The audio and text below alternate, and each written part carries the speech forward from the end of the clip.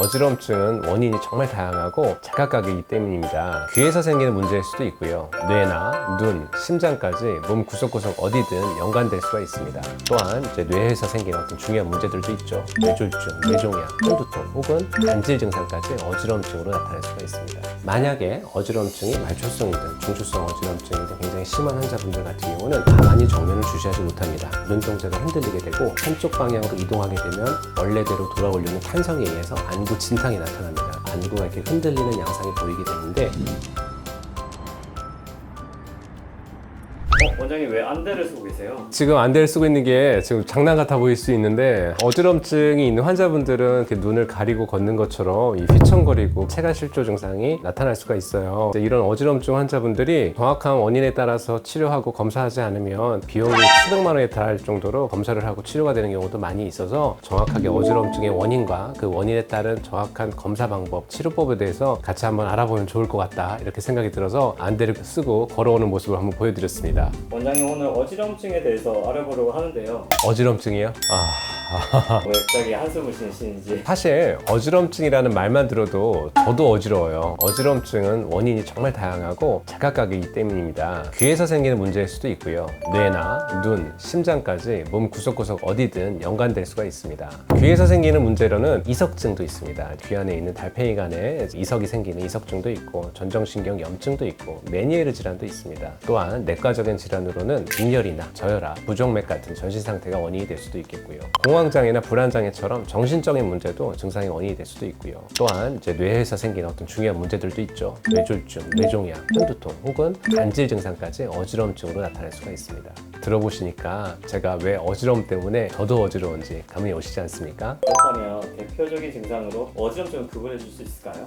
그럼요. 어지럼증은 그냥 어지럼증이 나타나는 것뿐만 아니라 느낌이 모든 원인에 따라 다 다르게 나타나긴 하거든요. 어떻게 어지러운지 설명하는 게 정확한 진단의 첫 단서가 됩니다. 귀로 인한 어지럼증의 진상을 먼저 설명해 드릴게요. 이러한 어지럼증을 말초성 어지럼증이라고 부릅니다. 주로 귀 안쪽에 있는 전정기관, 균형을 잡아주는 센서에 문제가 생겼다라고 보시면 됩니다. 이석증은 귀 안에 있는 작은 돌, 이석이 제자리를 벗어나서 반고리관 안으로 들어가면서 생기는 증상입니다. 쉽게 말하면 평형 감각을 잡는 센서에 이물질이 들어갔다고 생각해 보시면 편할 겁니다. 갑자기 눈앞이 빙글빙글 돌아가는 느낌이 들고 심하면 구토가 동반되는 경우도 많습니다. 메니에르병 같은 경우는 어지러움증뿐만 아니라 청력 저하나 귀가 먹먹한 느낌, 이명 증상 등이 다시 나타납니다.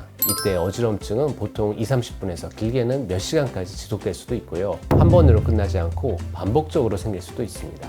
전정신경염이라는 것도 따로 있는데요. 이거는 바이러스 감염의 일종일 수 있습니다. 귀 안쪽에 있는 전정신경 그리고 균형을 담당하는 신경에 염증이 생기는 거죠. 갑작스럽고 심한 어지럼증, 현기증을 일으키는 질환인데요. 이석증이 고개를 돌리거나 움직일 때 세상이 빙글빙글 도는 양상이라면 전정신경 염증은 고개를 움직이지 않아도 가만히 있어도 계속해서 세상이 빙글빙글 도는 느낌이 들 수 있습니다. 혹시 바로 병원에 가야 할 정도로 위험할 수 있는 어지럼증에는 어떤 증상이 있을까요? 제일 대표적으로는 뇌로 인한 중추신경계로 인한 어지럼증이 있겠습니다.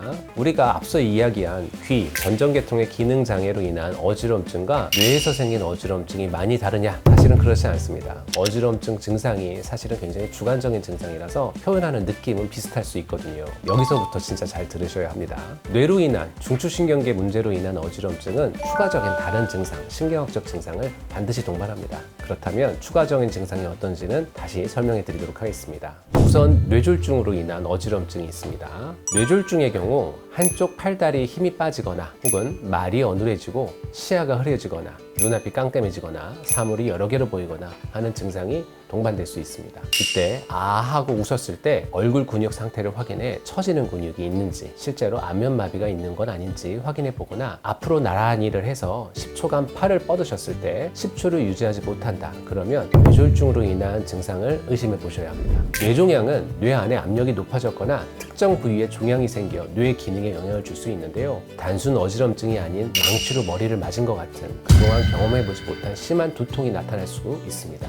평범한 긴장성 두통과는 다른 양상의 통증이 느낌부터 다르게 다가올 수 있기 때문에 이러한 부분들이 동반된다면 뇌종양에 의한 어지럼증도 반드시 감별해야 됩니다. 또 하나는 시야의 변화인데요. 사물이 여러 개로 겹쳐 보이는 증상, 복시 증상이라고 합니다. 갑자기 사물이 겹쳐 보이거나 시야가 좁아지는 느낌이 든다면 시력 문제가 아니라 뇌가 보내는 신호일 수도 있습니다. 특히 양쪽 눈에 동시에 이상이 느껴진다면 단순한 피로나 안구 질환으로 보시면 안 될 수 있습니다.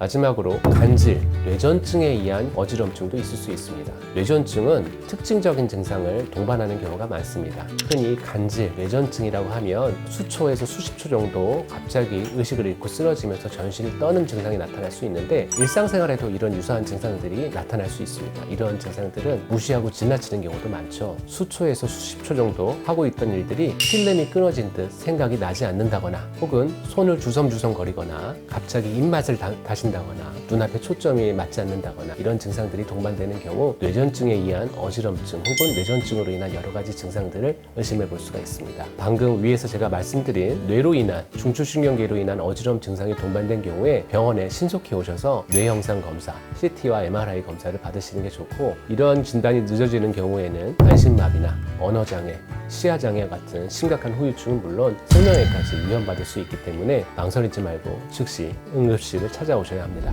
여기는 신경과 검사실입니다. 신경과 검사실 중에서 안진검사실이라는 이제 신경과 기능검사실인데 우리가 어지럼증을 평가하는 데 있어서 검사가 사실은 너무 많아요. 아까 제가 막 몇백만 원이 들 수도 있다라고 했는데 모든 검사들을 다 하면 당연히 그렇게 들겠지만 아주 간단한 안진 기능 검사만으로도 어지럼증의 원인과 그리고 양상을 파악할 수가 있습니다. 지금은 제가 그 검사 중에서 아주 일부만 어떻게 하는지 간략적으로 한번 보여드리도록 하겠습니다. 선생님 혹시 우리 증상이 있는 환자분을 기계를 좀 씌워주실 수 있을까요? 긴장하지 마세요. 네. 지금 보이는 이 고글을 통해서 안구 움직임을 분석을 해서 어지럼증의 원인이 중추성인지 말초성인지 그리고 말초성 중에서도 이석증이나 전정신경 염증, 메니에르 질환인지 이런 것들을 분석해 볼 수 있는 검사입니다. 여기 있는 화면을 한번 보여드릴까요? 눈동자가 보이시죠? 정면을 주시하고 있을 때 눈동자의 움직임을 기록해 놔서 어떤 진탕 양상이 나타난지에 따라서 원인을 분석해 볼 수가 있습니다. 물론 이제 좀 더 정밀 검사로 해보면 안구의 움직임 방향, 왼쪽이나 우측을 이제 주시했을 때 나타나는 건 아닌지 고개를 흔들면서 어지럼증을 유발한 다음에 안구 진탕 양상을 분석해 보는 그런 양상을 검사해 볼 수도 있겠고요. 이 검사만으로도